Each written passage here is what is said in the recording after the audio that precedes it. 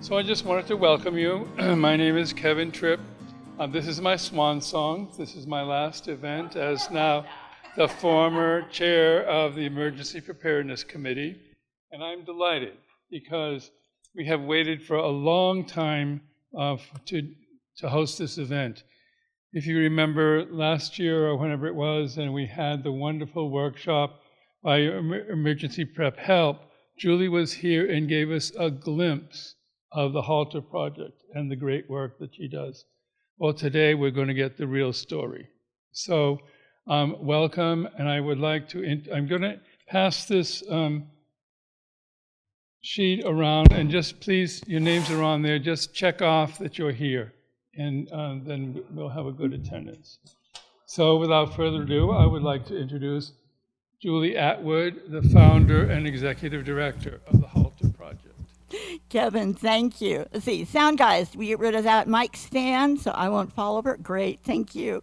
Kevin, thank you. Nice intro, and especially for all of the hard work that you have done to make this happen, to promote it, to share with your community, with your neighbors.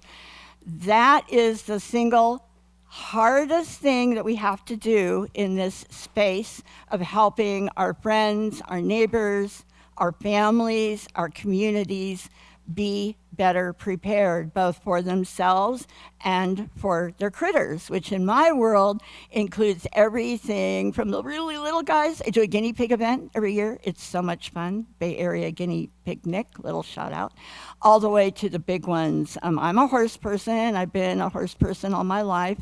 And then everything in between. So the way we say it in kind of agency-ease language is we are here to help everyone keep themselves and their pets, equines, and backyard livestock safe and ready for emergencies and disasters. And we're going to talk a little bit about the difference, because we often use the term emergency in a very generic way to cover everything. But there's a difference between a local individual emergency and the big, complex, horrible, awful disaster that is impacting a large area and many, many people. And while we are all very disaster focused here in Sonoma County, right here on Pioneer Road near Coffey Park, are we technically in Coffey Park here? I never really know. Not really, yeah. Because you're the orchard, you're your own place, right? Much nicer. But there's a difference, and because we are so focused on disaster, we don't take those deep breaths and step back and think about the rest of the time, the rest of the story. And the good news and the bad news is that while disasters, especially where we are in other parts of the country, feel like they're happening all the time because they are getting bigger in many cases. But the good news is that disasters are really infrequent. Yeah, different times of the year, if you live in the tornado belt or you're here, even though fire season is now kind of year-round in California and much of the West. In other places, you've got, hey, look at the winter weather happening on the other 2/3 of the country. So there's almost always something happening, but disasters don't really happen very often. When they do, they're really big. They impact so many of us. They really impact our pets in a significant way, as well as the other animals. But that's the good news. They don't happen very often. But the bad news is that the things that can also really get us are those everyday emergencies, the individual emergencies, the thing that just happens to me, to you, to your pet, or something that happens to you that can impact your pet in a big way. And those things happen all the time, every day, 24/7, year-round. And so we're going to spend time today talking about not only how to prepare for disasters like wildfire, earthquake. We don't really have to worry much about flooding right here, but probably a lot of you have friends in other parts of the county, other parts of the state where flooding really is an issue. But we're also going to talk about the importance of being ready to keep your pet as safe as possible, as healthy and as happy as possible in case of an emergency. And that means that something happened to you. You know, you tripped taking out the garbage. Your dog tripped you. Your dog pulled you off your bike. Your cat tripped you. I'm stepping on my cats at home all day long. I have one cat who I am absolutely convinced his mission in life is to see me do like comic pratfalls and eventually maybe kill me. And I hope that doesn't come back to haunt me. You all read about me and say, oh yeah, her cat Oreo finally succeeded in tripping her and she's gone. But it's a thing, right? It's the littlest, tiniest thing. You know, your hip replacement surgery went really well, but your recovery is taking longer. You know, maybe you have to move, or you've had to move from somewhere else. So they're on and on and on.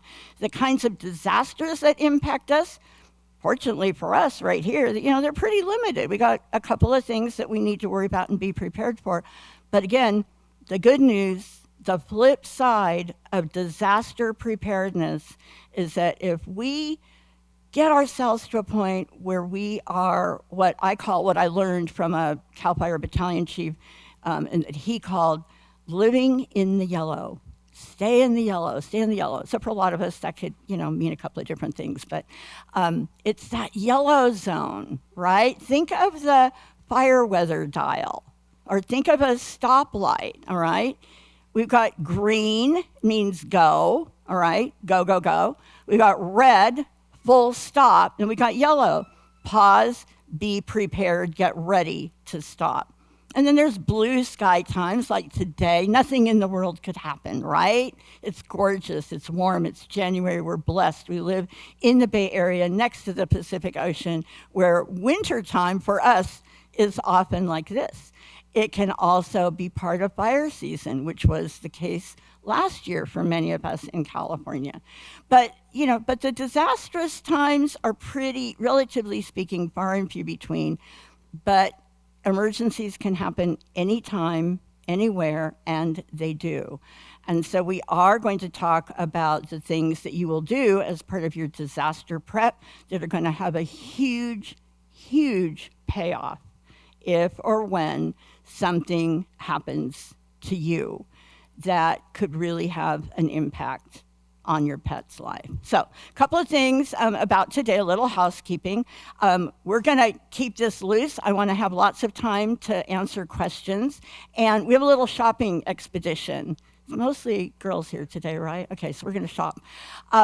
So at the back of the room, we have some tables set up that have a lot of goodies. Almost everything there is for you to take. Nicole or I will slap your hand if you take something that we don't want you to, but most of what's back there is for you to make little sanitation and hygiene kits. And we have plenty. We have enough, way more than the people who are here right now. So I'm hoping that you'll also want to take some things home to a friend or family member or another neighbor here at the Orchard, okay? And so we want you to get up and we'll help you. We're gonna talk about the things that I brought. And they're mostly things that you probably already have in your emergency supplies for your animals, but you might not. And some of them are important memory joggers, like things that you need in your hygiene and sanitation kit, or little extra ID items. And so it's not that that I'm giving you everything you need to build a new kit, but it's more of a thank you for being here, and a kind of thank you in advance, because I'm gonna task you, since you're here, you're obviously part of the preparedness effort taking place here at the Orchard in Santa Rosa. And I want you to all be willing to consider becoming what I call pet preparedness ambassadors. It just means that you're not going to sit here, listen to me, fill a bag with goodies, go home and say, oh, that was fun. I want you to pay it forward. None of us in this room, me most particularly, none of us is a renewable resource, right? It's going to take others doing this work, putting the information out there, transferring the knowledge to other people, doing what Kevin's doing, developing new leadership, right? We work really hard at what we do. I started the HALTER Project in 2013. It was not a knee-jerk reaction to the Tubbs fire. I started it early in 2013 because I saw a gap. There was a real need for this kind of information. And in 2016, I decided I just didn't have enough hours in the day to keep my real job. I'm a serial entrepreneur, and at that time I was running my own wine, hospitality, and tourism business. I'd been doing that for about 22 years. Before that, I designed mostly kitchens and baths in Marin County and San Francisco and other cool places. So I had a lot of project management. I had quite a bit of safety training because of the industries that I was in, but I've also been an animal person my entire life. And I grew up in the foothills of the Central Valley, and I grew up in an area where every summer we'd sit out in the evening on summer nights and we'd watch the dry lightning up in the foothills, and then we'd hear about the forest fires that had started the next day. And like probably most, if not all of you, I am a member of the Smokey the Bear generation. You know, and we grew up with kind of a different idea of our responsibility when it comes to, you know, preventing forest fires. Remember, only you can prevent a forest fire. So that messaging has changed now, but the only you is the part that really sticks. And so someone said, oh, I wish there were more people here. Well, sometimes, you know, fewer is better, because you people, I know, are going to add tremendous value. And I look at every single person here and every person I interacted with the last time I was here. And I believe that I was here during COVID, and we were out at the dog park as well with another group of pet parents. Everybody here is a pebble, okay? Just dropped a pebble into your pond. And every person that you touch or share a piece of the information that you take away with you today, you're having a ripple effect. And then hopefully that person will do the same thing. And so cumulatively, the impacts that we can have to help our neighbors, our families, our grandkids, our mahjong girls, our dog walking group, it's huge. I have been an animal disaster responder since 2015. My first deployment was to the Valley Fire up in Lake County. And since then, up through 2021, because I did not deploy to Los Angeles, but up through 2021, I've been to most of the biggest wildfires in California. I haven't gone out of state, and I've never deployed to a hurricane. But I also was on a team that deployed in the early hours to what fortunately did not happen, but was almost the Oroville Dam collapse, which was truly terrifying, truly an eye-opening experience. I am on the board of Red Cross North Bay chapter. I am a CERT. I became a CERT in Marin in 2018. I'm now a member of Marin CERT, Northern Sonoma County CERT, Sonoma County CERT, and I'm a board member of what I think is the smallest CERT in the United States. It's Bodega Bay CERT. It's very small, very mighty, and most of the time we can't get people to listen for 2 seconds to discussions about fire, but everybody is thinking all the time about earthquakes, something that we all need to be thinking about. That's the elephant in the room, right? And then in 2016, FEMA gave the HALTER Project 2 national awards for individual and community preparedness and preparedness call to action. That opened a lot of doors for us, and I realized that I loved my job in hospitality. I loved running my own business, but I was I was conflicted. You know, do I spend my time planning extravagant parties for people, or do I focus on this? And I decided to focus on this. So since the end of 2016, I have been working full-time, 24/7, 365 days a week on the HALTER Project. And most recently, just in the last couple of weeks, I was able to bring a third person on board. I have an assistant, Shiloh, who now lives in Oregon, and we work remotely. She's been with me 10 years this month. But Nicole, stand up, wave to the people. So Nicole just joined me. I really, really need help. I need techie help. I need younger help. And Nicole is also a horse person and an animal person. Nicole, what are those interesting animals you have at home in quantity? She has 14 geckos and a couple little adorable lizards with the big googly eyes, right? So very, very special needs when it comes to preparing animals for emergencies and evacuation incidents like that. So Nicole is with me. She is a CERT. She became a Sonoma County CERT just almost a year ago, right? March or April last year. And so out here at the orchard, you have are you guys calling it Map Your Neighbor or Meet Your Neighbors? Meet, yeah. So I've been involved with Map Your Neighborhoods almost since the beginning up in Seattle, and now many of the neighborhood groups that have kind of morphed over into the Meet Your Neighbors model, which I really like a lot. So I'm kind of preaching to the choir. You guys are already on board about preparedness. However, I did talk to somebody just as we were chatting and getting ready who said she doesn't have a personal emergency plan. All right, so I'm not going to call anybody out, but and I didn't bring any of those materials. Stand up, take a bow.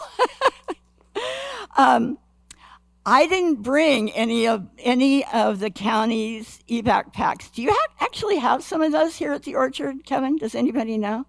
We'll make sure you do, okay?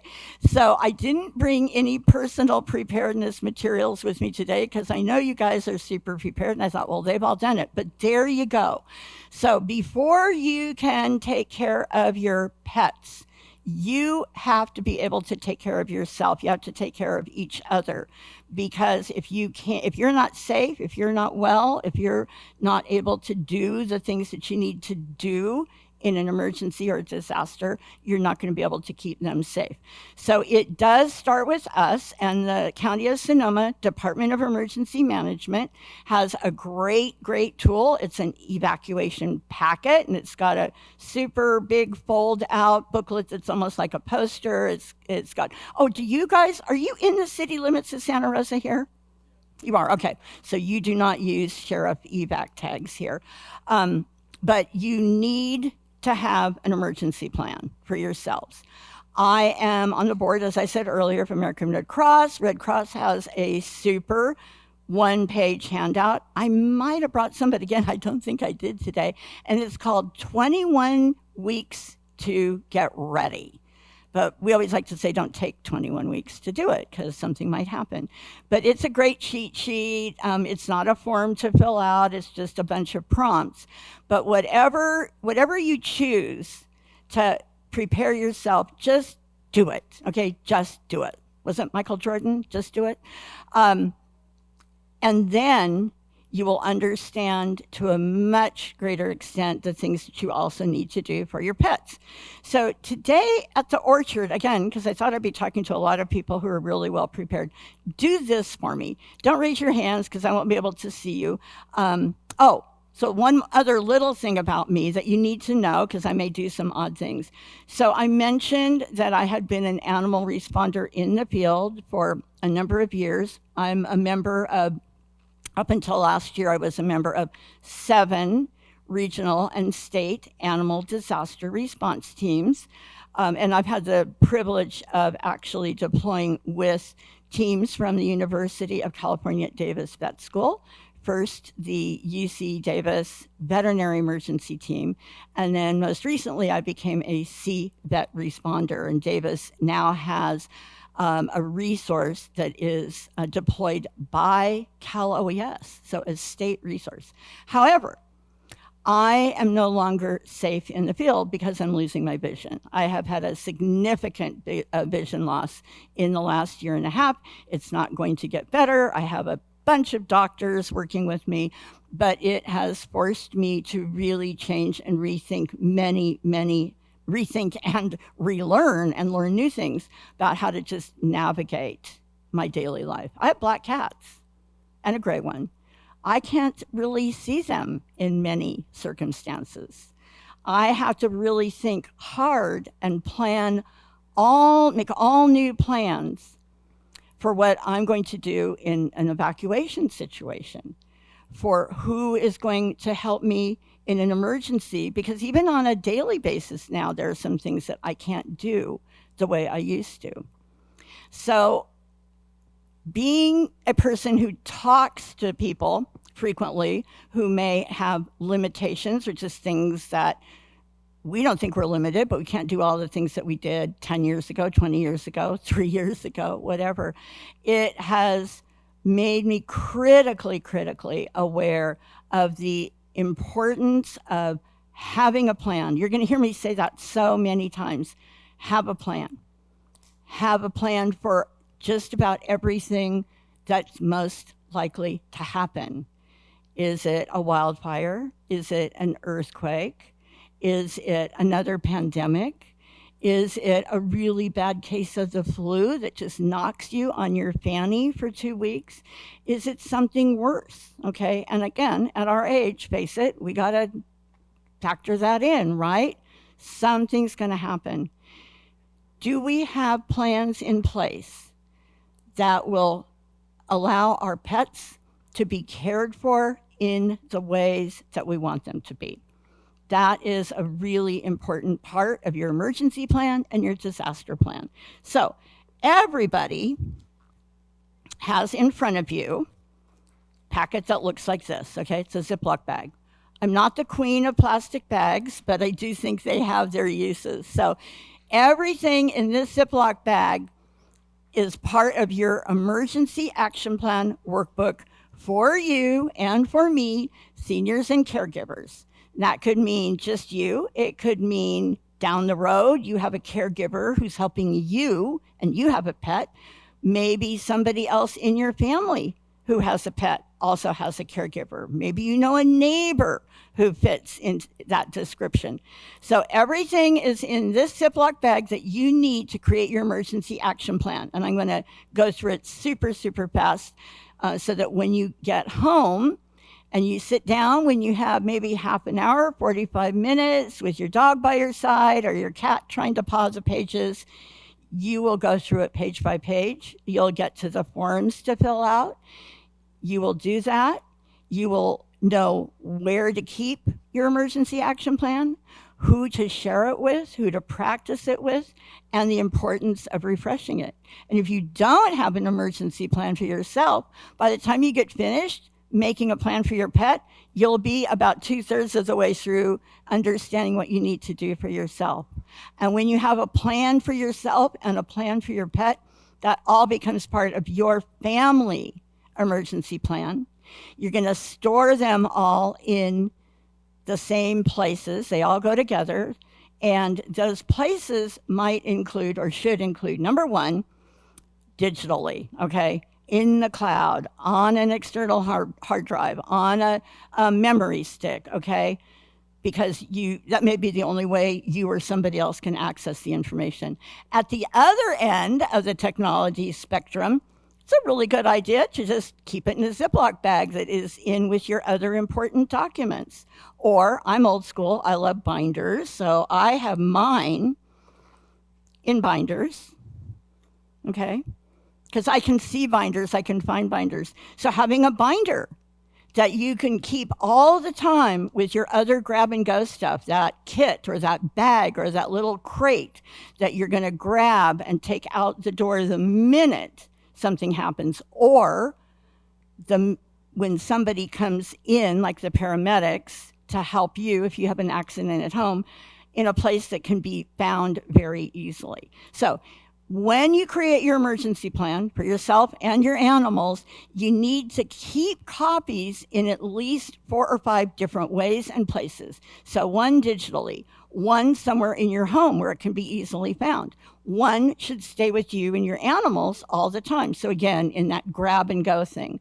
And then you definitely need to make sure that a couple of trusted relatives, friends, neighbors, or maybe 1 or 2 of each, a neighbor who lives close by, a relative, other people people who are both living inside your evacuation zone and people who live far away, who are going to become part of your pet emergency buddy network, another really critical element of having a strong plan. So you need a plan, and you need to have it available immediately by a variety of resources: emergency responders, you, yourself, a caregiver, relatives, paramedics. And again, I like keeping mine in a binder. That's one of the ways I keep it. Now, this is my show and tell binder. So very quickly, and I always bang my microphone when I do this, so I apologize in advance. Some of the things that I keep in this binder include this little, remember pencil pocket, pencil pouches for binders? Well, the reason I have one of those in my binder is because I love those, and we have some in the back that you can take with you. And we also have cards that go inside them that say, I have pets. Now, when I'm working with businesses that provide caregiving, and when I'm working with social workers or caseworkers at some of our healthcare facilities, that's okay. I thought, I've already talked too long. We like to give them lanyards so that they can put these on their clients who have pets. We're actually working on a program with our sheltering partners, such as Red Cross, Salvation Army, and the county, where this might be a tool that shelter workers have at their disposal. So the minute somebody comes into an evacuation center or an emergency shelter, if they don't already have one of these, if it's not visible, they will give them one. The important part of this is that this card identifies you as a pet owner, okay? And inside the card itself is going to have a copy of your pet emergency plan. And again, that form is in that packet that you have in front of you. You don't need to go online, look up a single solitary thing, download anything, print anything. It's all here. We have done your homework for you. All you have to do is fill in the blanks and then duplicate it, replicate it, share it, and talk about your plan with others. So this little pouch might be something that's really important for you to keep. You can imagine using it in a variety of ways. You might clip it to your refrigerator. And we also have another little goodie for that. If you don't want to put a big green, red, yellow, or orange thing on your refrigerator. Oop. I always lose stuff. We have little mini versions, okay? Who in the room is familiar with the File of Life? Those little magnetic pouches that have cards in them where you, the human, put down all of your important medical and emergency contact information. Fire departments and police used to hand those out all the time at community events. They got expensive, so they're not doing it as much, but often the HMOs do have them.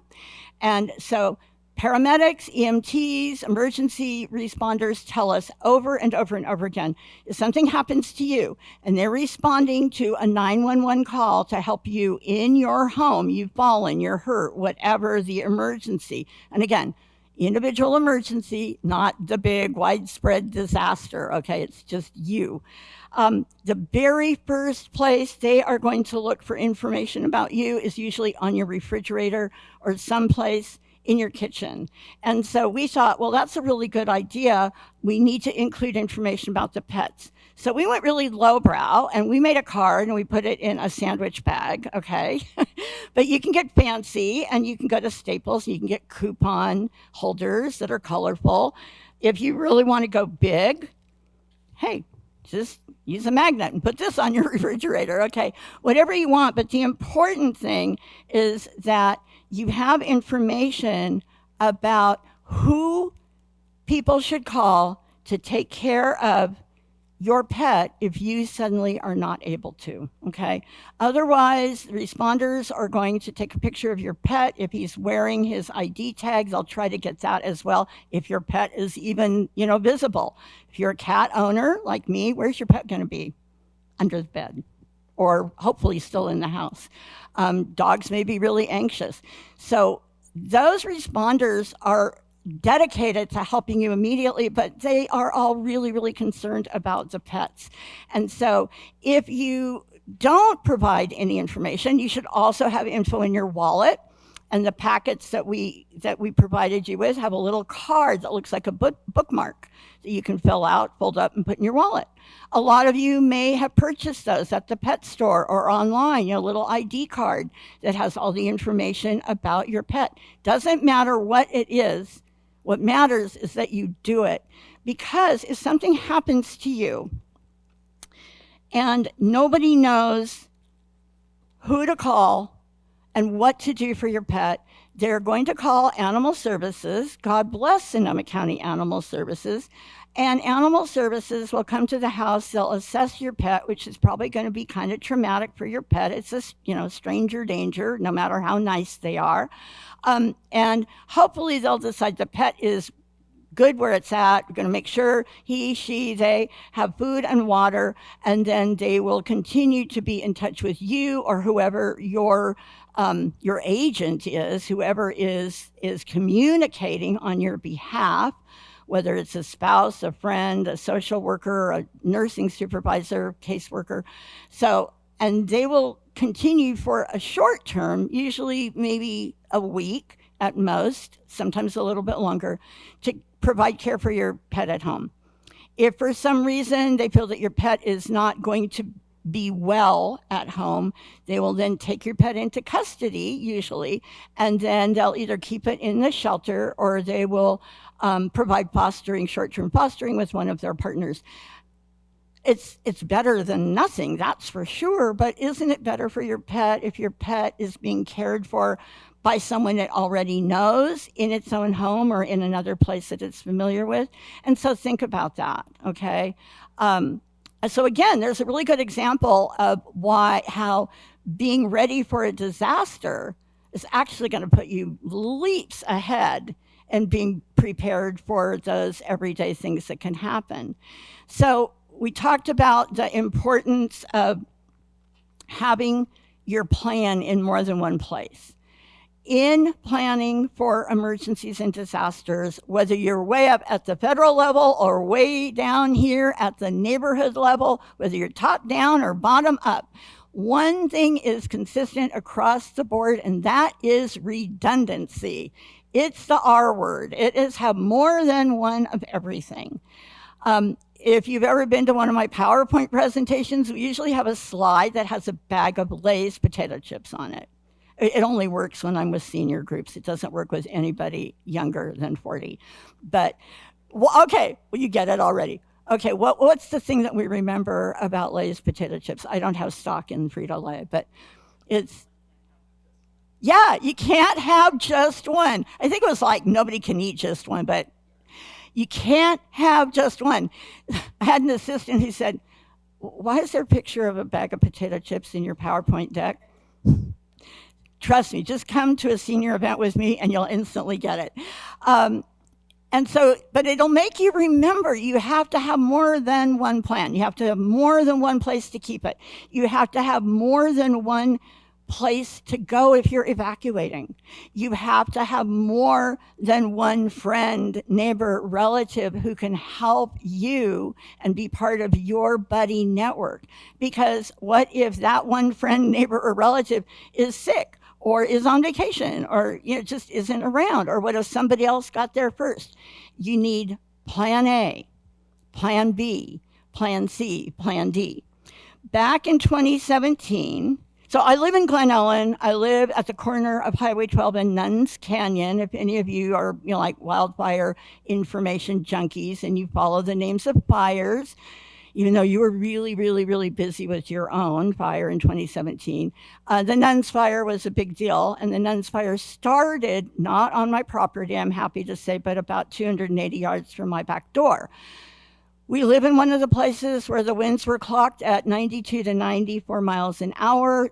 Everything that was in that wind had burning stuff in it. This poster up here that says the power of preparedness, and you guys can all come up and look at this stuff after. So this poster is a little thumbprint of what happened during that fire. We've got 2 perimeter maps. You can see what the perimeter of the entire fire complex was, okay, over here.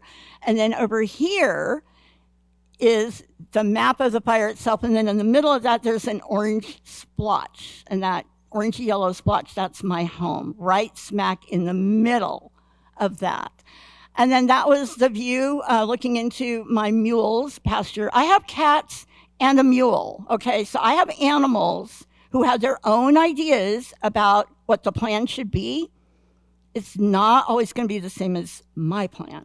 So challenging animals, right? I'm also a dog person. Dogs are easy. I worry about them just as much, and so this is the view of my horse's pasture at about 9:30, 10 o'clock that night. This picture over here is exactly the same view. Just coincidentally, I took that beautiful photo on the Sunday the week before the fire. Those are my horses in their pasture, beautiful Sunday afternoon, and that is exactly 1 week later. And then down at the bottom, you can see my horses, my mule, in the safe place that we got them to on our ranch. This is my barn cat, Jax. At the time of the fire, when it broke out, I had 2 cats in the house, a cat in the barn. I had 7 horses and 1 mule in 5 pastures on my ranch. I had 2 people to help me. We got everybody, including ourselves, to a safe place on our ranch. It was an area that was really our earthquake refuge, okay, in about 7 minutes. And sometimes I still, just thank everything in the universe that we were able to do that. We were able to do it because we were pretty well prepared. Things definitely happened to us. We ended up with no water after the first night because all 3 of our emergency generators were destroyed by falling trees or power poles, one after the other.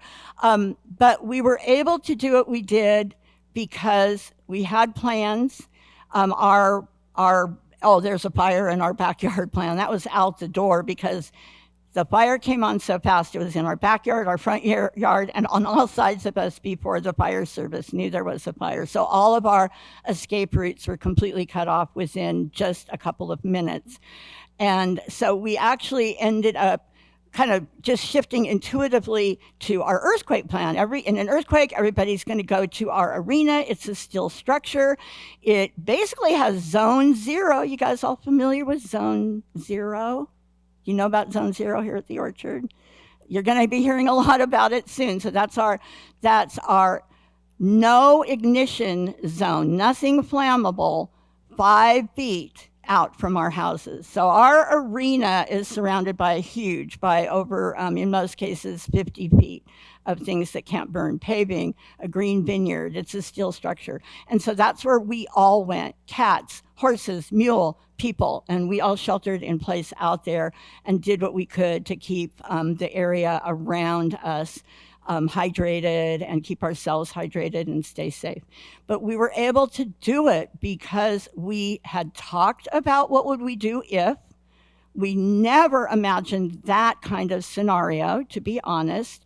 Our worst case scenarios always dealt with earthquakes. And they still do. What are we going to do? Where are we going to go? But we do have a business, and I came from a business environment where we did have to have trainings with staff. What do you do in an earthquake? What do you do with your guests? Where do you go? Have a meetup place, okay? And that's just what we did, and it worked for us. Now, it's almost 9 years, okay, 8.5 years. I am not going to be able to do now a lot of the things I was able to do very quickly or at all then. I am going to need help. And so for me, that means a buddy network is really critical. Let's see if I can find my buddy network poster here.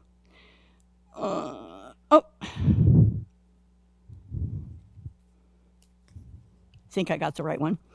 If it says something different, just go with it because I can't read my own signs anymore. So your emergency buddy network is your lifeline, all right? It is a safety net of the greatest magnitude. And again, you gotta have way more than one.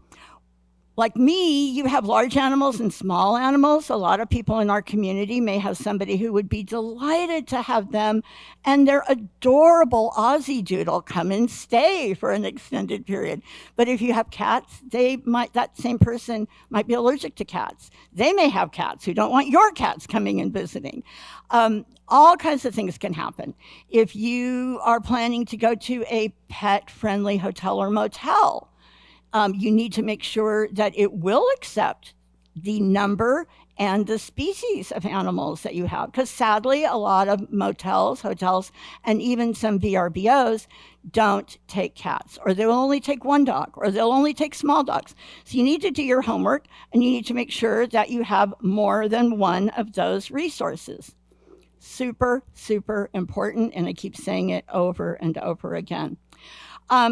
Same thing goes for supplies, okay? So we all heard, about the 4 or 5 things that you need to do to make a plan, have a communication plan, have a ready kit or a go bag. Well, I've been using the term ready kit since I started doing this for 2013 because I have actually been through a couple of those major earthquakes. I was not around in 1906, but my grandparents were in San Francisco, right on Commonwealth Avenue, and I grew up hearing all those stories.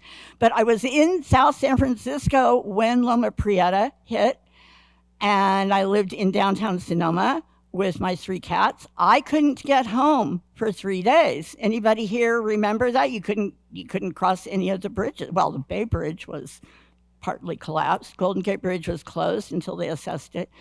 Fortunately, and that was 1989?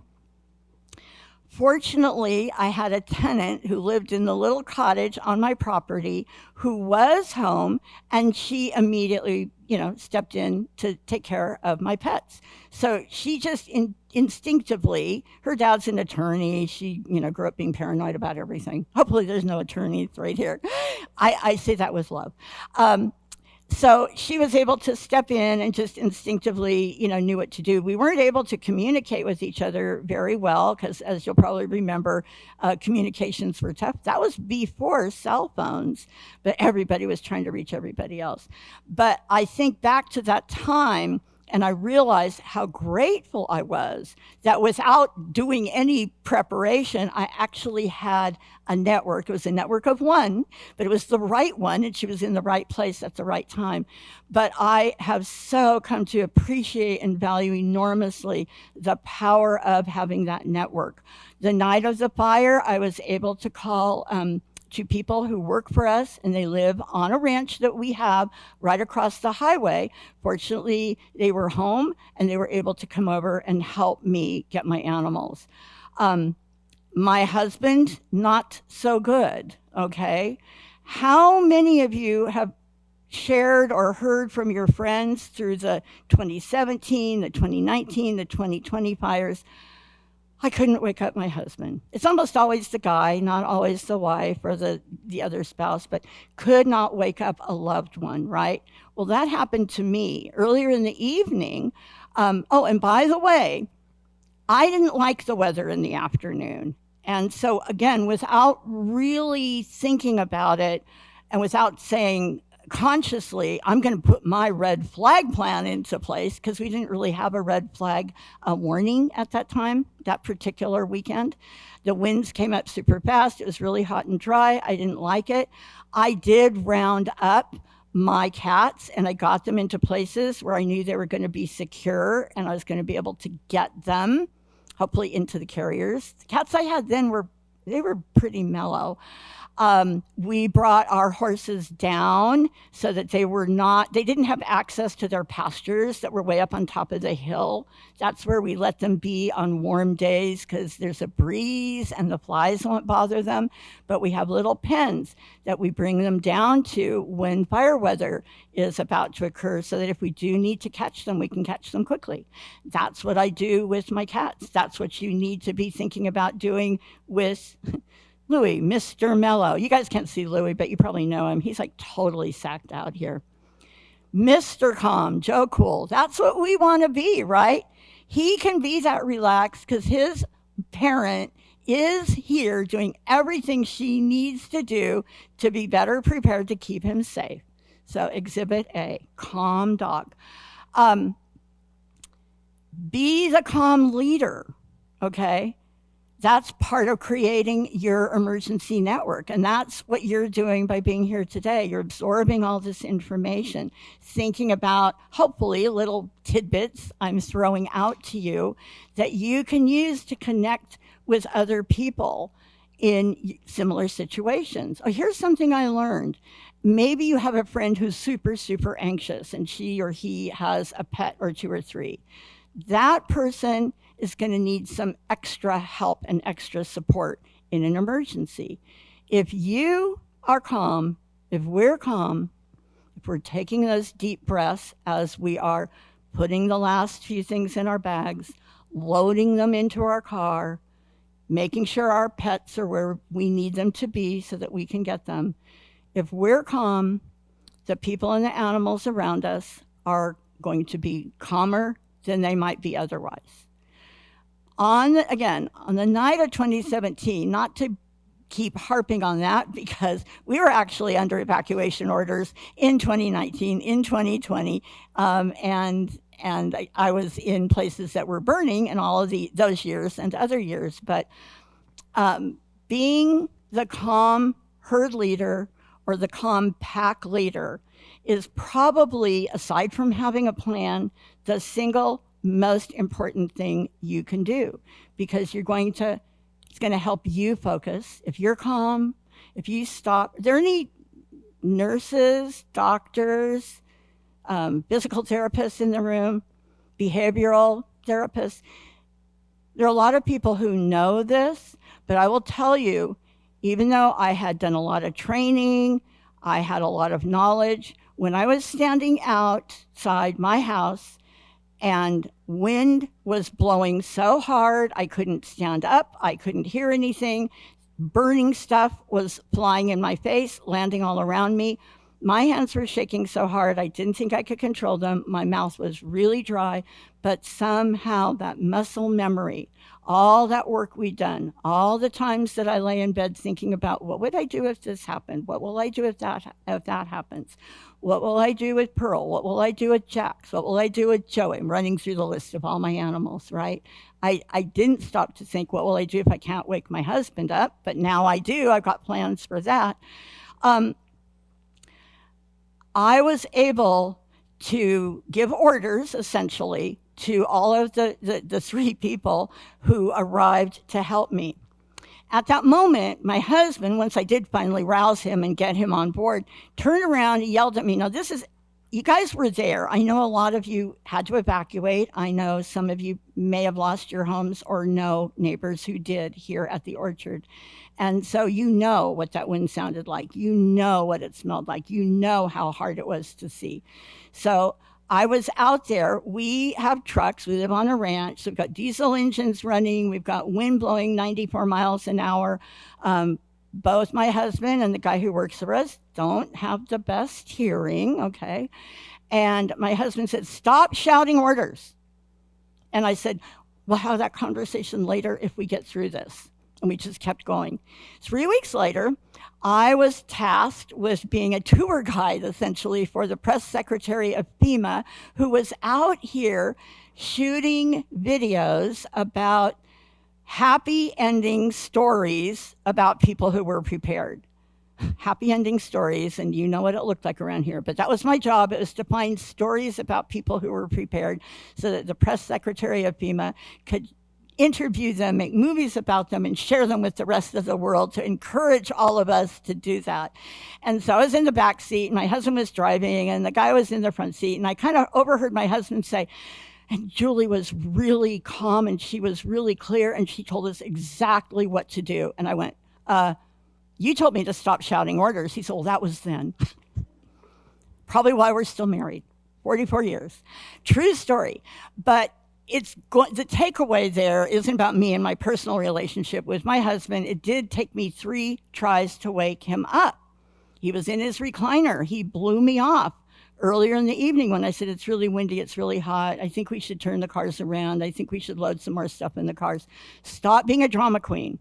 I'm always accused in the home of being too dramatic, overly concerned, making everybody crazy, until the bad thing happens. And then I get to be the heroine for about 32 seconds. But he was asleep in his recliner. I woke him up and he said, you're being dramatic. So I went and made 2 more trips to get more stuff in the car. My car was really well stocked already. I put my big 20-pound gray tabby in the basement so that he wouldn't run out while I was loading the car. But I knew I was going to need help getting him in the carrier and then getting him, my 20-pound gray tabby, in his carrier up the stairs. I knew I was going to need Tom to help me do that. So 2nd trip, he won't wake up. 3rd trip, I stopped in the kitchen. I filled a glass of water. I soaked a dish towel under the faucet, and I only had to deploy the wet dish towel. I didn't have to dump the water on him, but I did give him the water to drink. And I said, we're on fire and you need to get up now, put your shoes on, grab your bag, get your glasses. I had to do that. And that afterward, when I thought about that, it really, really scared me. It really scared me. And so now I have plans. What will I do if part of the plan, we do get into arguments about it. He pushes back, but I think he does really appreciate the fact that that did happen. It's a real thing. He's 10 years older than I am. I don't see well at all. He doesn't hear very well. We have to take care of each other. And so I'm pretty certain that what I'm saying and what I'm sharing is going to resonate with at least a few people here in the room. And it may not be a thing that you have to worry about right now, but if you put your pets into that mix and you think about how frightened you may be or how distracted you may be because you have your spouse, or maybe the grandkids are staying with you, or you have a friend, there could be all kinds of complications in the midst of what we hope is just an evacuation or possibly an extended shelter-in-place incident, that you're going to be able to tamp it down, breathe, go through these steps that you have rehearsed over and over and over again, and you won't really have to think about it. The muscle memory is going to kick in. You're already going to have the cat locked in the bathroom or in the spare bedroom. You will already have your emergency supplies ready, and you'll have a network of people that you've already been in touch with. If, God forbid, something happens to you and you have to be hospitalized for a short-term and extended period, you're going to have your emergency plan. And somebody near and dear to you, or a trusted neighbor, will know exactly where to go to find it.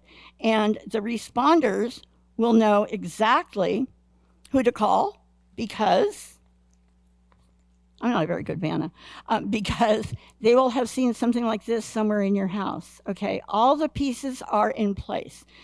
You could be in a car accident. You have a card in your wallet. Maybe you also keep one of these cards in your console or your glove compartment, right? Having the information is the gold standard. Having the information where other people can find it, that's the platinum standard. Are you guys all with me so far? So I want to touch on 2 other pieces that for me are really, really big ones, biggies. One of them is evacuation oriented, and the other goes back to that personal emergency. So one of the really big issues around evacuations with or without pets, but especially with pets, is when should we evacuate? And I have a little poster here for that too. Okay. Ugh, pardon my rear end. Oh, and by the way, I have laminated versions of this poster in the back that I want to leave here at the orchard for you guys to put in places where people will see them on a regular basis. So this is an evac prep checklist. It's not a replacement for an emergency plan, but it's just the steps that you want to be thinking about and the things that you need to do to make sure that you're always pretty ready. You're in that yellow state, right? That kind of mellow state of readiness that you live in and navigate in every single day, so that when or if something bad is out in front of us, you don't have to scramble, you don't have to panic, you don't have to drop everything, because you've already done all of the primary things you need to do to stay prepared, okay? But in a neighborhood like this, you know, I know most of you probably take your pets with you, right? All the time. But what if you're going to the doctor? Your pet's not going to be with you. You know, what if you're at the tennis court? What if you're swimming? Your pet is probably not going to be with you. So let's see. This is my defensible space. Sorry. When to go? So the time to go, and this comes next, the time to go is before someone tells you you have to go, all right? So that means you are ready to go when that weather alert has been pushed out there. And so I'm talking about the earliest weather alerts. Everybody here know the difference between weather alerts and local emergency alerts? Anybody here get the huge wireless emergency alert that the county pushed out yesterday because of the chemical spill in South Santa Rosa? So do you all know that was an emergency alert that covered a wide area, but it had nothing to do with the weather. The weather was really calm. But do you all know the difference between the weather alerts and the emergency alerts? Now, back there on our back table, we have a poster that takes you through the most common weather alerts that we have to deal with here. So a weather alert is just that. It's pushed out by the National Weather Service, and it gives us it's, you know, what we think of as weather forecasts. Is it going to be good weather for my petanque? Is it going to be good weather for the family reunion? Is it going to be good weather to go boating or play tennis or whatever we want to do? Is it going to be really cold? Is it going to be really hot? Could we be looking at excessive rain and maybe a flash flood? Or in the case of where we are up here and where I live, the things that we worry about most usually are wildfire. And so a weather alert for wildfire weather or severe storm, because, you know, it's that time of year, we've come through a bunch of atmospheric rivers, and they do impact us in various ways. You have a lower level weather alert, so that's usually going to be a weather watch. We're watching it, okay? It's out there. It's going to happen probably.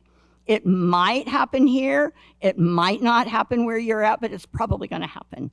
So the weather watch, watching it, elevates to a weather warning. You know, obviously, it's stronger language. It's a stronger alert. It's a warning, okay? It's going to happen, and there's a good probability or a higher likelihood it's going to happen where you are, where you might be. So emergency managers and the fire service use that kind of weather information. You all know this. They work really, really closely now to get ahead of what might be happening. And again, where we live, the two biggest concerns are in the wintertime or the springtime. It's these atmospheric river events. And out here where you are, your greatest impact is going to be that roads are going to be closed and you can't get out and go to the grocery store or go out to dinner, things like that. But in other parts of the county, it can have much, much bigger impacts. But fire weather, which can happen pretty much at any time of the year, is the biggie that, you know, we all really need to be aware of. And there are different levels of fire weather alerts and warnings. And the most elevated, well, up until a year ago, the most elevated was the red flag. But now we have a purple flag, and that's what they issued in Los Angeles. And it's a very severe, what is it? I just blanked out. Severe emergency or severe disaster alert. A purple flag. If a purple flag is in front of you, you need to be gone. The same thing goes for a red flag, but you want to be ready to go before that red flag actually kicks in. And this is the pill that's hardest to swallow. You want to be ready to go when those elevated weather alerts kick in. Okay, they've given us plenty of warning. They've done everything they can. Think of all those people in the Southeast where they get hurricanes every year, and those poor meteorologists who just tear their hair out. Why don't those people leave? Why don't those people leave? Evacuation deniers. Don't be that person. You may be willing to take those risks for yourselves, but you have pets to worry about, right? Don't do it. What are the best reasons for evacuating before an evacuation warning or order is issued? Call some out. Give me one or two really good reasons. Why do you not want to be evacuating when the county has issued the alert and said you're in evacuations? What evacuation zone are you guys in here? Call it out. Who knows? You guys know your evac? Know your zone. Know your zone. Know your zone. Go back. Kevin, say that again. The Orchard is in Sonoma County Evacuation Zone Northwest 1. So you should all have that in your contacts in your phone, right? Is the whole Orchard in the same evac zone? You need to know, okay, so here we go back to the rule of have more than one of everything. You obviously need to know the evacuation zone that you live in, which is Northwest Zone, that your pets live in. How about the evac zone for where you work, where your kids go to, your grandkids or your kids go to school, where you might be traveling to? So many of us here in the North Bay live in one county, work in another county, have activities in 3 counties. You need to know the evacuation zone for every place that might impact you and your pets. If you go on vacations or your dog goes to doggy daycare or a groomer and he's there for the day or he's there for a few days, what's their evacuation zone? So again, redundancy, the potato chip, okay? Potato chip bag is full of potato chips. You need more than one of everything. So I like to say know your zones, okay? Emphasis on the plural. So where was I going with that? Oh, okay. So an evacuation warning has been issued for something, okay? And so that is in California, we have 2 levels, warning and order. Generically, they're both referred to as evacuation orders, but the one that is called an order is the one that we think of as, quote, mandatory, unquote. And of course, you know, they cannot force anybody to leave. But if you choose to stay at home, sheriff's deputy will knock on your door and tell you that it's in your best interest to leave. If you tell the deputy that you are not going to leave, usually, or in this case, it might be Santa Rosa Police or a mutual aid resource who is helping them out. Generally, they will ask you for your next of kin. And in some communities, they don't do this in Sonoma County, but I have been deployed to areas where they give you a Sharpie and they ask you to write your next of kin phone number on your arm. No joke, okay? They don't do that because they want to be mean and nasty. They want you to really think about that choice that you're making. Know that if you choose to stay at home inside an area that has been evacuated, so in other words, you're beyond a roadblock, you're inside a roadblock, and you leave your home, you are violating the law. So another thing to think about. So somebody said it. I said, okay, so give me 1 or 2 or 3 really good reasons. Less traffic, yes. And that just that one thing alone has so many ramifications, because if you're in heavy traffic and it's hot weather, your car might overheat. In 2019, Kincaid, so I do a lot of workshops up in Windsor, Larkfield, that area. I've heard these horror stories so many times. I'm sure many of you have friends up there also. They got the evac warning at 9:30, 10 a.m. in the morning, and they left half an hour later. They got down to Petaluma or Marin or the city in usual commute time, maybe a little bit longer. They got the evac warning in the morning, and then they weren't quite ready to go, or they thought, they should wait. And they didn't leave till noon. And it took them 3-4 hours to get down to Petaluma or San Rafael. And this is from Windsor, okay?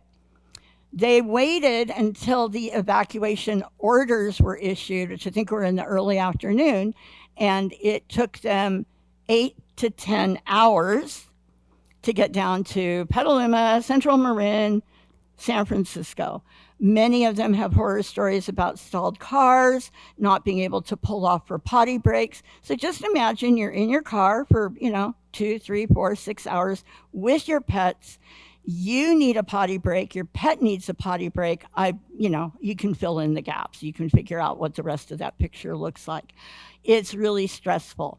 If your pet is older, if you're older, if any of you have respiratory issues or cardiac issues, the stress that you are under, the stress that you are putting your pets under, it is exponential.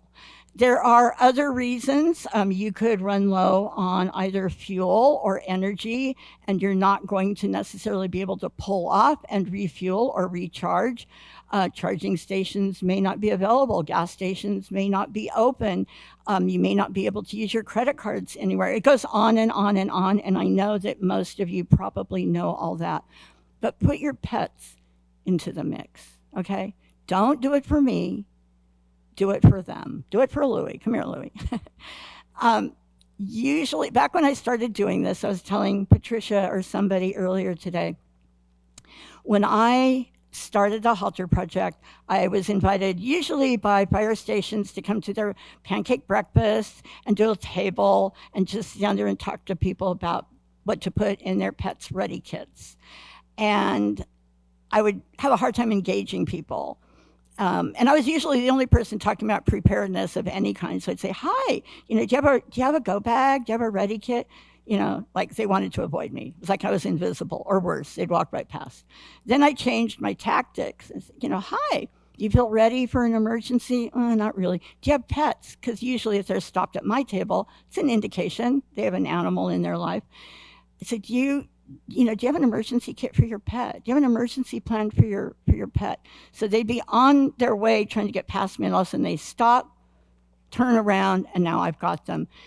The pet is often, or the animal, depending upon the species, it's the carrot on the stick. So again, you may not have done this for yourself. You may not have an emergency plan for yourself. It's okay, because we know you're going to go home and start working on that. New Year's resolution, right? It was probably a resolution before I got here, but now I've encouraged you, and we're going to give you the tools to do it so you can do it. You're going to do it for your pet, and then it'll be a lot easier for you to do it for yourself. But waiting to evacuate can have deadly consequences. It's really, really true for many reasons. Having multiple choices of places to evacuate to, really important. I covered those earlier. You want to try to keep your animals out, like yourself, out of emergency shelters if at all possible. Emergency shelters are great last resorts, but they're congregate care facilities. And just like us, just like the people, any animals who are there long enough, even if it's just 24 hours, sooner or later, everybody's going to get sick. A few things to know about evacuating with pets, okay? Probably wonder why my beagle is wearing a muzzle, because he looks really well behaved, right? And he's been quiet the entire time. If you are evacuating, now this generally doesn't apply to registered service animals, okay?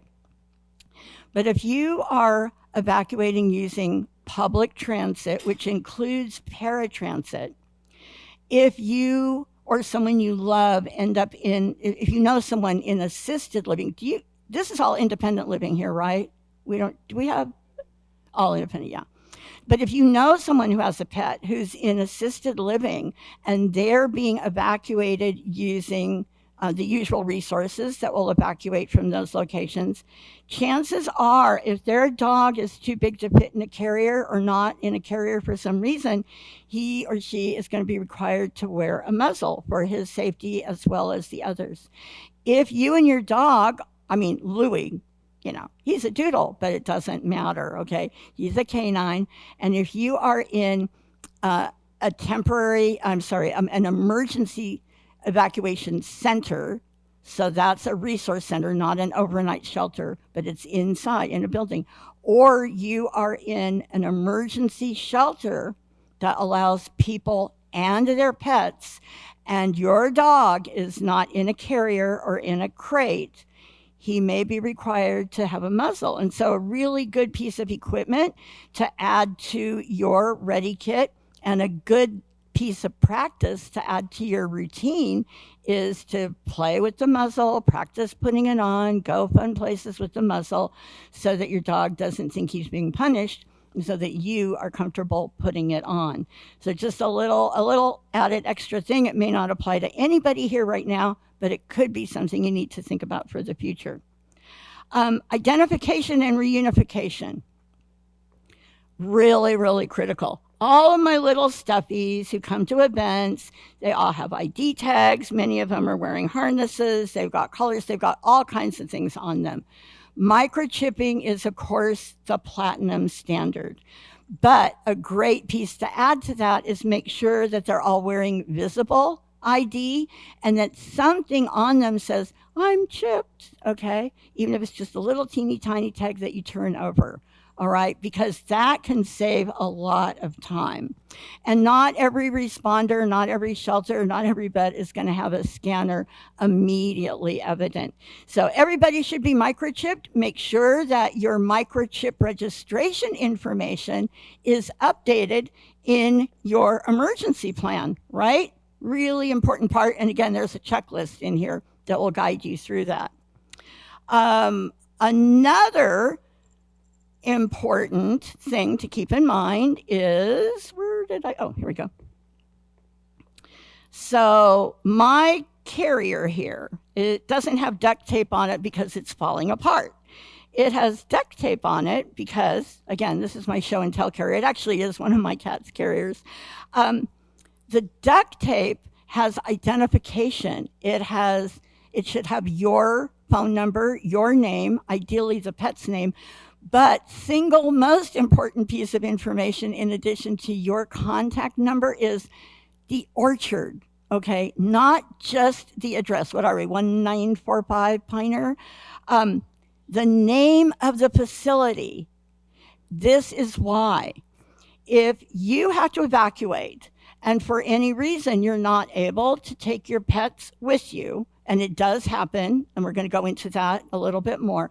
But if you're not able to take your pet with you, you weren't home, your neighbor couldn't get your animals, whatever, there are a jillion different reasons. It happens. We all know it happens. It's the thing that we worry about the most.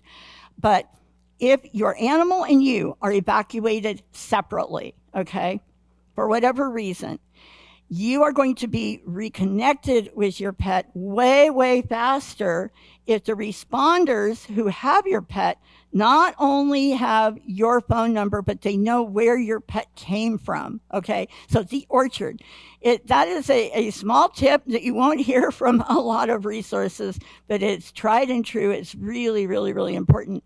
And as a responder, when we are evacuating people's pets, We usually have a big roll of tape. We have Sharpies. We have luggage tags. One of the things that we do is try to put that piece of information on the carrier, wrap it around the leash, put it on the animal in some way that we can that identifies where they came from. Just you'll get back together so much faster.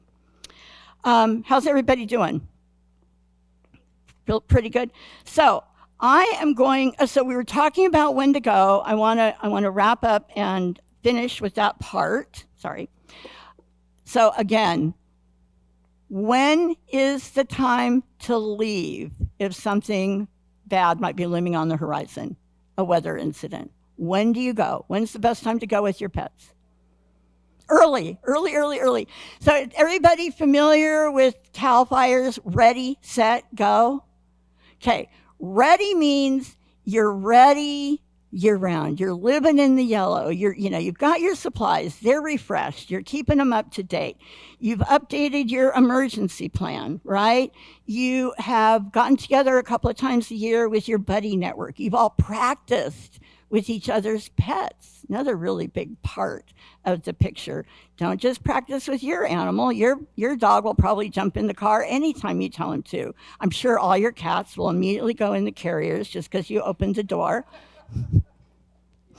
Okay, we don't have to go. On my YouTube channel, just by the way, I have a video of me getting my big 20-pound tabby Poncho into a pillowcase. He could really do significant harm to me because he liked to play with everything, but he liked to go into things like paper bags and pillowcases. So for me, it actually was safer to get him to get into a pillowcase, bundle him up, and then get him into his carrier. So we have a really cool video that is very much Loving Hands at Home. My husband shot it, but it gives you really good tips about getting a cat into a pillowcase for various reasons. So again, in the packet that I gave you, so all the stuff that's in that packet is in this book, which is my show and tell book. But you go all the way to the end, and we have a placard that you can fill out. You actually have two because we give you one on cardstock. So you always have one of these ready, all right, in your kit. If you are evacuating and you, for whatever reason, can't take your animals, and this sign is in a place where the person who's closest and can get to your animals fastest can tape it to the door or a window. It's going to be a big help. If you evacuate with your pets and you want to make sure that they stay safe once you're evacuated, you can put this sign on the door and prevent that secondary evacuation emergency. You got to where you're going, and then you put the dog in the spare bedroom or the cat in the laundry room, and somebody opened the door and your cat or your dog got out, and now they're running around loose in a neighborhood that they're unfamiliar with. Don't let it happen. A sign is an easy fix. We have an advanced medical care directive, okay? It looks like this. That is a veterinary care directive. That's an advanced veterinary care directive. Very, very important information. Now, you may already have this with your vet. A lot of veterinarians do this, but you should also have that information with you. So again, it's more than just what medications is my animal on, what's the dosage, what's the name of the prescription. It also includes the information. It's very hard to think about, but really important. How do you want your pet to be cared for if you are not able to provide that information? Okay? Super important, comforting to you to know that you've done that, and really, really comforting for the people who are charged with taking responsibility for your pet. On the other side of that piece of paper is your actual animal emergency action plan, your EAP. Okay, in emergency management, we all have EAPs. You got an emergency action plan, whether you're the guy running the incident or just us here at the orchard, all right? So this is all the information that you need to include for yourself and for others, okay? And it's self-explanatory. I don't need to explain to you what to do. You just need to be able to and willing to sit down and take the time to go through it. We also have a couple of pages of information for caregivers in this book. This came about several years ago, right after the Tubbs fire. I was contacted by medical or mental health professionals at Kaiser who had conducted a survey of caregivers whose clients were impacted and had to evacuate during the Tubbs fire. And one of the top, I think it was 3 or 4 traumas that the caregivers experience. These are the caregivers of people who they're taking care of, mostly people with mental health challenges, a few with physical challenges. And these people had pets. So the caregivers rated their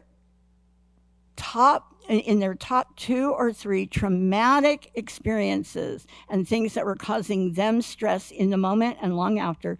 They did not know what to do for their clients' pets. So they came to me and asked them to start a program. And these little pouches were actually the result of that. And then COVID happened and everything, kind of went by the wayside until about 2 years ago. And I started getting lots and lots and lots. Sometimes I put things upside down. I started getting more and more calls from social workers, caseworkers, nursing supervisors, people who were suddenly faced with taking care of a client or a patient. Sometimes I really can't even talk about this because it really gets to me here. I get phone calls every single week now from people in those professional positions who have patients or clients who have pets, and the patient or the client does not want to go to the hospital, move into skilled nursing, et cetera, because they don't know what they're going to do with their pets. Every time I get these calls, it breaks my heart. Now, the good news is that at least in Sonoma County and part of Marin County where I live, people have my number. I guess it's floating all over nursing stations. We've worked really hard to get this information out, to create binders for them. Help us take that to the next level. We started including our caregiver guidelines with our pet prep workbook for seniors, because sooner or later, you or someone you know is going to need it. It's that simple, right? And so we started including it so that if you see it and you hear about or you know someone who might be in that circumstance, you can give that to them. A lot of it has to do with creating an emergency plan, having an advanced veterinary care directive, and putting it in that pouch and giving it to someone, giving it to the caregiver, or the caregiver can help the client put it together so that it's with the client or the patient. If they end up in a shelter, it's with the client or the patient when they go to the hospital, or the caregiver at least has that information with their client's other critical information. I have a medical concierge. I work with this really cool woman who's helping me navigate a lot of things having to do with healthcare that I'm now not able to do because of my vision. She was in skilled nursing for 22 years, and she is all over this like ants on honey. She thinks this is one of the best things she's ever heard of.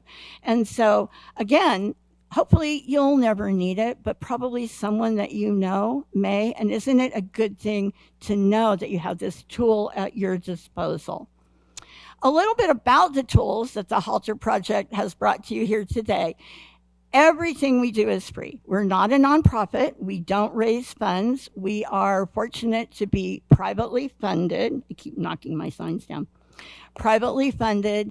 We actually provide small grants to small community-based organizations that are really involved with preparedness in their communities, usually more rural communities, not places like Sonoma County that are blessed with an abundance of resources. One of the reasons that I wanted to video this presentation with all of you today here at the Orchard is so that we can make it available to you. Obviously, there are a lot more of you who live here who have pets than those of you who are here today. And so probably in just a few weeks, depending upon how quickly my AV crew can get it done. We will have this video presentation with a set of PowerPoint slides attached to it at the end, so you don't have to take notes. I should have told you that in the beginning. No need to take notes. You'll have all of the notes and all the cheat sheets at the end, and you'll be able to watch it whenever you like. I like to think that people are going to have HALTER Project watch parties, okay? How fun is that? Sit around somebody's living room with your pets and talk about, and you can stop it and you can have a conversation, or you can get up and have a glass of wine and come back. But talk about all of the things that we have talked about today. Ask questions of each other. Get to know each other's pets. Practice with your pets. Another tip. It's great to get out, go to the dog park and take turns walking each other's pets, getting together with someone in their living room and practice putting a harness on someone else's dog or cat when it's great weather like this. Don't practice only in good times. Practice in the dark. Practice when it's storming. Practice when it's foggy. Practice when it's really hot. Practice when you're stressed, okay? It could pay off when you go to the vet, when you go to the groomer, all right? Because your pet is not going to just associate some of those practices with the bad thing, the scary thing, the traumatic thing. When you are working with your pets in the dark, and so this is a really important piece of equipment to include in your Ready Kit or your pet's Ready Kit. How many of you have headlamps in your Ready Kits or your car? Get a headlamp. Keep your hands free. But your headlamp should have a red filter on it. Any bird watchers in the group? You already know about the red filter. So our animals' eyes cannot adjust nearly as quickly as human eyes do to changes in the light. Now, I really, really feel this acutely because one of my problems, and it's the reason I'm wearing a cap, not because I think it's cool or because I don't want to make eye contact with you, but I am super, super sensitive to bright light. And so the glare from those windows pretty much blinds me. Well, that is exactly what happens with your pets if someone shines a flashlight or a headlamp or headlights directly at them. Their eyes evolved to work superbly in low light situations. And so they don't come back, they don't adjust from low light to bright light quickly. So they're blinded, which is going to make them more fearful, dangerous, want to hide. So make sure that your headlamp has a red filter on it and get used to working with it. What are some other things that I want to make sure I share with you? Oh, when you go shopping at our table in the back, you're going to see we have a lot of sanitation supplies for you to have. During COVID, one of the things that we learned was that people were making their pets sick. A lot of vets were dealing with sick pets because we over-cleansed, we over-disinfected. We made our pets sick. We used too much bleach. We used too much disinfectant. We were using a lot of products that were scented. We were using essential oils to help us feel calmer. Well, many essential oils are toxic to pets. A lot of pets don't want to smell good and floral or spicy. They want to smell bad, but that's healthier for them. And so one of the pages in our workbook, and you'll see a poster on the back table, it's all about pet safe sanitation and hygiene. So if you use unscented products for cleaning and for taking care of yourself as well, chances are they're going to be safe. Even if they don't say pet safe, just check them. But usually unscented is going to be okay for your pets. Things that are made for babies that are unscented are usually appropriate for your pets. So takeaway here is a lot of the things that you have in your own Ready Kit will be just fine for your pets, or the things that are in your pet's Ready Kit are going to be good for you too. After the 2017 fires, a lot of my girlfriends who had to listen to me for the last 3 or 4 years and dutifully attended my pet prep workshops, and many of whom had really fabulous, Eddie Bauer dog, backpacks and stuff like that. So my friend said, Julie, you would have been so proud of me. The dog was in the car. I had the carrier. I had all his papers. He had his emergency supplies. It was great. But when I got to wherever they were going, I didn't have any underwear. I didn't have my reading glasses. I didn't have any cash. But now my underwear and my reading glasses and my cash are in my dog's ready kit. And I hear that. Those were my friends, okay? But it was true. And I hear that all the time now. Not necessarily that the only underwear, reading glasses, socks, or cash that they have with them are in their pet ready kit, but they have an extra cash because the takeaway is, and I think this is true of people here in this room, if you only grab one thing, it's probably going to be your pet and his or her stuff, right? So if you've got some of your essentials in with your pets, you're going to be covered. And many of not just the hygiene items, but the first aid items that we need for our pets. It's always good to have a little emergency kit. And I actually brought a commercial one here that you can look at just to get an idea of what does come in them. But pretty much everything that's in your own first aid kit is going to be fine for your pet, but you need a few additional things, like maybe some specialized tweezers for getting the ticks out, which could also work for you too.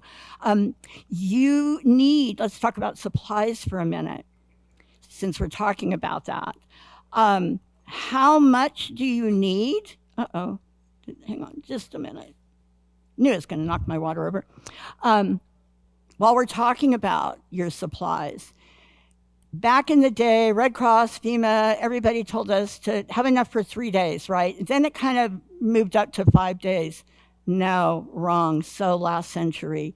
You need to have enough for yourself, everybody else you're taking care of, and your pets for going, so evacuating, going on a vacation, wherever you're going, for at least 7 days, and we like to say 2 weeks is best. So 1 to 2 weeks, that's the minimum that you should try to have with you, or maybe take enough for a day or two, but have more at one of your pet buddy network places.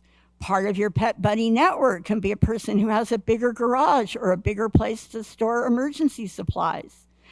Buy stuff together with people here at the orchard and then find the best places to store it where you can all get to it and divvy it up. Whose cat likes the same kind of cat litter as yours? Who has the dog who's on the same type of special diet? When you are planning your long stay supplies, so those are your shelter in place supplies. And really, again, the elephant in the room for us truly is earthquakes. Sort of so big, we don't talk about it, but we need to be talking about it. We need to be thinking about it. You may be perfectly okay out here and your homes may be just fine, but guess what? Significant earthquake happens, and not even a huge one. Doesn't take much to close down roads. You are not going to be going anywhere, and nobody is going to get to you for maybe 12 hours, maybe a couple of days. It depends on where the quake is, and it depends on the magnitude. But there are other situations that could require us to shelter in place, but that's really the one, aside from a pandemic, who knew that emergency was going to happen, right? But you need enough emergency supplies to get you through, ideally, a month. And everybody goes, well, I can't afford to go out and buy all that stuff for a month, and I don't have enough room to store it. Again, there is the huge value of developing that network of pet people who you can buy collectively with. You can go to Costco together. You can identify somebody who's the Costco shopper. My husband loves to go to Costco. I hate Costco. I'm glad he likes it, right? So find that person who loves to go to Costco, make a list, go together, and then figure out you have a picture perfect opportunity here at the orchard to identify places where pet parents can pre-position. Think like the fire service, think like our emergency services, pre-position critical resources. You sound like a real pro when you say that, right? So find those places where the cat parents have. I love to keep my emergency cat litter in, the Friedman's 2-gallon buckets with the screw on lids. They're great because I can actually carry 2 pounds of cat litter easily. They're green, so they're easy to see. They're watertight and bug tight and mouse tight. Um, if you personal experience here, if you and your cat prefer the type of cat litter that's made out of organic material like wheat or wood chips or rice hulls or anything like that, make absolutely certain it is stored in a container that the mice can't get into. I learned this the hard way. A company donated about 500 pounds of this super high quality cat litter. I think it's made of walnut hulls. It was all stored in really solid, sturdy, big 30-pound sacks that were paper on the outside and foil on the inside. I had them in a 20-foot Connex container, and a couple of mice were in the container, and they moved into those bags of cat litter for the winter and destroyed the whole thing. Cat litter, but it was because it was organic. So they were eating it and living in it.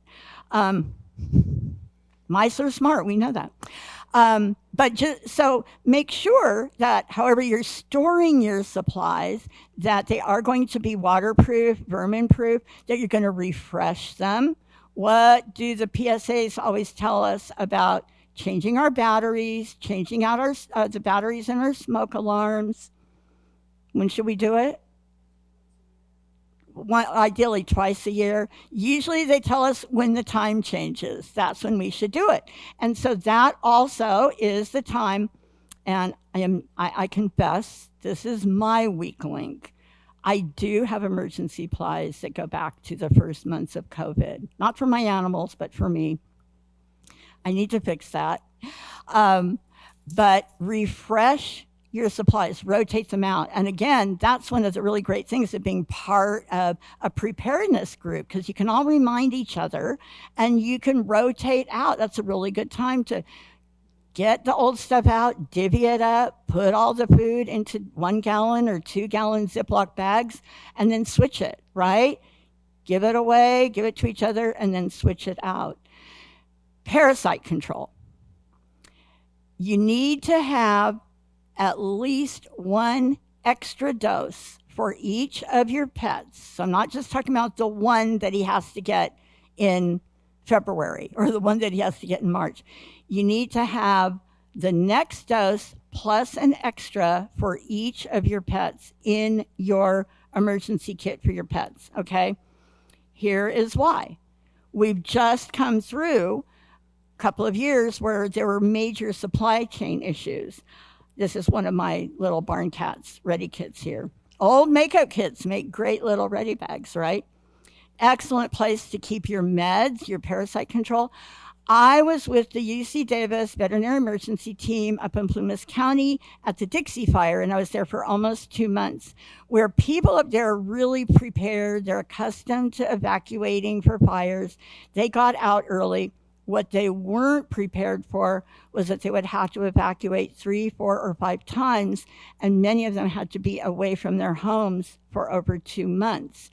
And so the vet emergency team from UC Davis started doing some community medicine. It's not usually what they do, but they were given permission to do that because there weren't a lot of vets in that county to begin with, and all but one were out of service for an extended period due to impacts of the fire. And that one was a guy who was trying to retire and had to evacuate out of the area, and then came back and was trying to keep his clinic open so that the UC Davis vets could have access to his resources. We couldn't get parasite control. People were coming in, and what they needed were puppy shots, vaccinations, because hunting season was coming, and the guys all needed their labs and their pointers to have their vaccinations, and parasite control. Everybody was out of parasite control.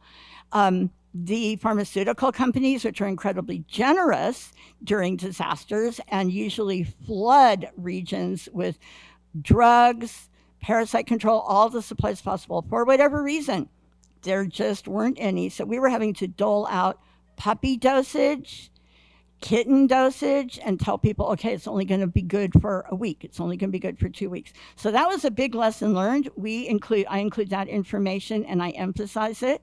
I had a hard time getting the kind of parasite control that I use for my cats during the end of COVID. So whatever it is you're going to need to keep your pets and yourself healthy, happy, safe, engaged, that all becomes part of your emergency supply cache, whether it's for going away or staying. Another question I do get asked all the time is, what's the best way to store this stuff and take it with you? My answer to that is whatever's going to work for you. I have another great poster here, Evacuating Safely, Ready Kit Know-How. So many people hurt themselves because they got this backpack that now weighs 68 pounds. Everything they think they're going to need is in it. Now you've got the dog on a leash. You may have another pet in a carrier. Maybe you have to get out with the grandkids. Maybe you're using a cane. Maybe someone you're helping is on a walker. You need to think about all your stuff, how you're going to carry it, how it's going to fit into your car. What can you put in your car and keep there? I have an SUV. I don't drive it anymore, but it is now the family emergency supply wagon. It's got all kinds of stuff in it. And I know if something happens, I can go there and I can get most, if not all, of what I need for myself, for others, and for my animals. So the best way to carry stuff is whatever is going to work for you. And I'm a big fan of crossbody bags and fanny packs for my own stuff. So smaller bags that are lighter that I can get into quickly. For my pets, I like little things that are easy to see. Guess what? This is for a cat. How'd you know, right? And you'd be amazed, I'm going to borrow your table for a second, at what you can store in a little makeup kit like this.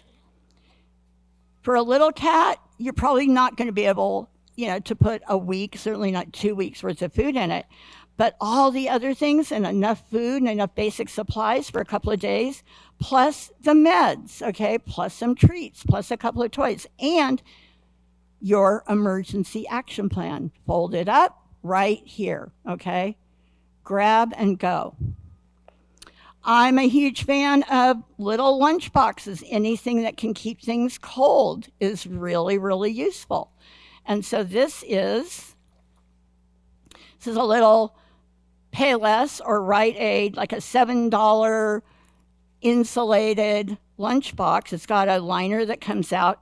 This is a great place to store your meds, your animal meds, water, cooling packs. Go back to that evacuation scenario or shelter in place during a power outage. Cats overheat really quickly. Brachycephalic dogs. How many people here at the orchard have dogs with pug noses? They are really vulnerable to overheating. So some of the things that you need are going to be maybe cooling pads, things that you can buy commercially, the water packets that let's see, I'm not going to be able to get one out of here quickly, but the water packs that we have available for you to take, little lunchbox sized ice packs. I've got some of those over there by my carrier. Electrolytes. Really, really important. And I love these square bottles because they fit into things easily. Yeah, it adds a little bit of extra weight, but unflavored electrolytes could be a lifesaver. Good for you and really, really good for your pets. Just put a little bit in their water, particularly in a stress situation.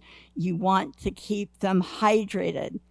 Dehydration is one of the first things that goes wrong in stress situations.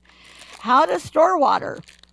I have things in here. So little bottles, they're handy. You'll see we're going to give you a lot of the little foil water packets. If you're using the water packets, you need to have a cutting tool. So really important thing to have in your supplies or your pet supplies is a multi-tool with cutters. Pet safe wipes, okay? I don't have stock in Clorox. I just love these wipes. They are pet safe. And so now I have wipes for myself, for my pet. You can actually use these on your pet. It's not really advisable, but if you use this type of chemical wipe, then make sure that you're wiping it afterward with a dry cloth. But really, really good to keep their stuff clean, okay? Their bowls, their water bowls, their water bottles, their leashes, their cat boxes. Also in this little kit, other important things to make sure that you have, trash bags, okay? Really critical, big ones and small ones. I think my black one, yeah, I got a black one over there. For all kinds of things, to put your soiled stuff in, to put your cat litter in, to put your dirty clothes in. Really, really important. Sort of a no-brainer, but one of the most frequent things that people ask for and people need.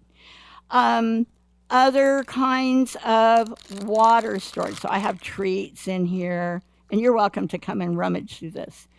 So we're asked all the time about ways to keep water fresh. And of course, if you keep a lot of water in plastic in your car with your emergency supplies, you do need to rotate that out fairly frequently because heat and sun are going to degrade it. By keeping mine in this little closed insulated lunchbox has a better chance of staying fresh and being potable. So these aluminum cans of water, yes, like electrolytes and like bottled water, they are heavy.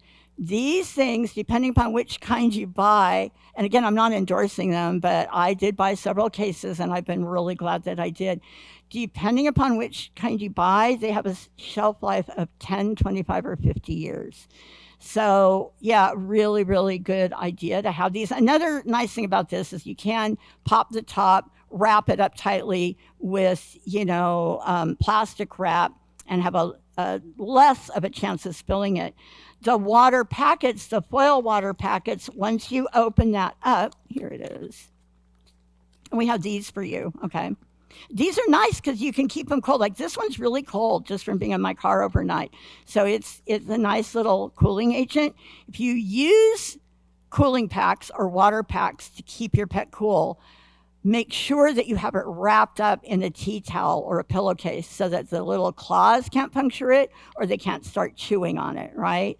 But these are great. One of the nice things about these is that if you just cut the corner, tear the corner, now you can use it to refill your bottle, right? If you don't use it all. But these are a really, really handy size for pets, especially if you have a dog the size of Louie. This is going to fill a small bowl, and this is going to keep him going for a while. So hygiene, pet safe hygiene and sanitation, really can't stress the importance of having a good kit all the time, okay? Because this is the kind of thing that you are going to need, especially in a long-term shelter-in-place environment, right? Once you're on the road, if you're evacuating, probably in a short time, you're going to be somewhere where you can get these kinds of resources. If you come out of this, if you're in a situation like we just came out of through the pandemic where we couldn't go anywhere for weeks at a time, or we're stuck inside because, like yesterday, there's a chemical spill or a gas leak that's forcing us to stay in. Now, that was over really quickly, but what if it were not, right? Wouldn't it be nice to have some cleaning supplies handy all the time? So you're welcome to come up and rummage through that. Here's another frequently asked question, trying to get ahead of you all. What do I do for cat box? Okay, so here is what we use in emergency shelters, and it's what we use in evacuation scenarios as animal disaster responders. We use lasagna pans, okay?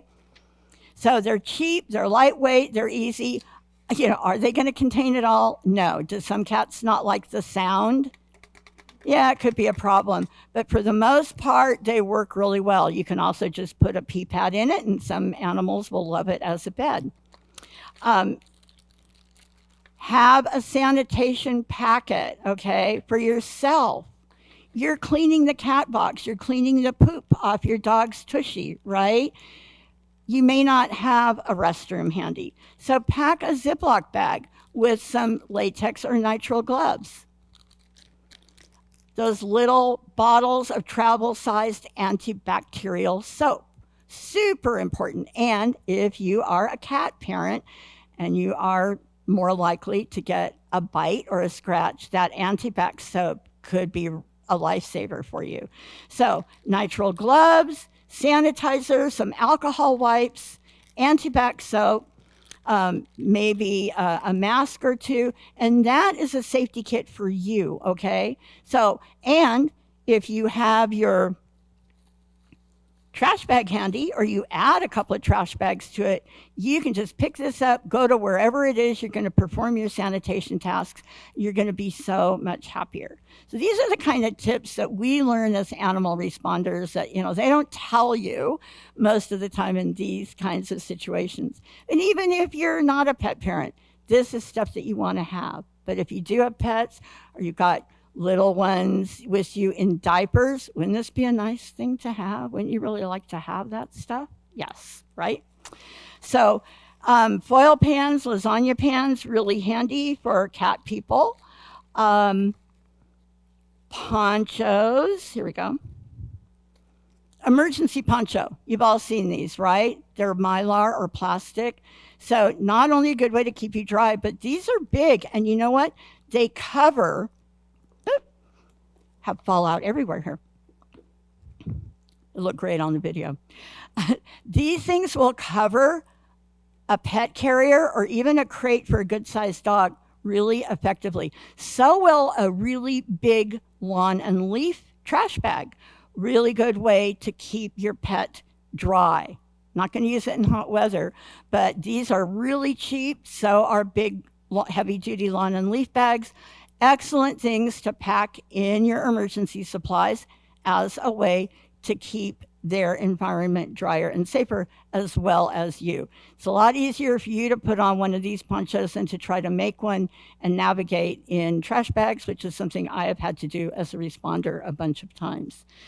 Nicole, what time is it?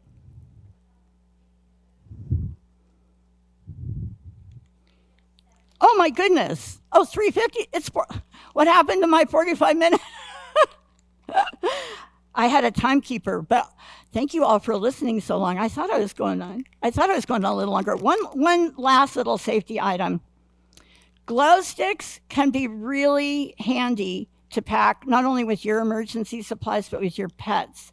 Because again, they're low light, they're not hard on your pet's eyes. Just make sure that your dogs don't think they're chew toys or chew sticks, okay? So all kinds of tips, all of this information that I've shared with you and more are all in these packets that I gave you.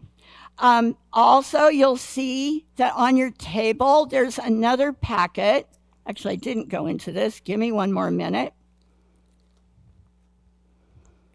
We also brought a lot of these, and there are a couple on every table, and I have a basket of them in the back. This is we call it our travel packet. So if you travel with your pets or leave them home with a pet sitter, or you know somebody who has a pet-friendly Airbnb or VRBO, very important information. So whether you're going on a vacation or an evacuation, or somebody is staying home with your pet and something happens, this is critical information to include with your emergency action plan, and make sure that your pet sitter has it. And again, if you read through it, it'll make complete sense to you, but it includes little morsels such as, do you know the evacuation zones you're going to be going through and end up in on your vacation? Did you do a little homework before you left to find out who are and where are the 24/7 emergency veterinary hospitals along the way, or where you may be going, so that God forbid, if something happens, usually on vacation, what happens is the dog ate something it shouldn't have. So these are important. And then, Nicole, actually, I think most of you on your tables have a handout that we brought. I will leave you with this. We can't say go Niners, but whoever you're cheering for in the Super Bowl. We brought a game day pet safety handout, which sounds fun, but it's actually really important. Veterinarians tell us that the time when they get the greatest incidents, the highest number of emergency calls, is right after televised sports events. So we call it our keep the dog out of the dip and keep the cat out of the hospital card. So help yourself to those. Thank you all for listening to me for so long. So you'll be able to find this on our YouTube channel. We have a newsletter you can subscribe to, and all that information's in your workbook.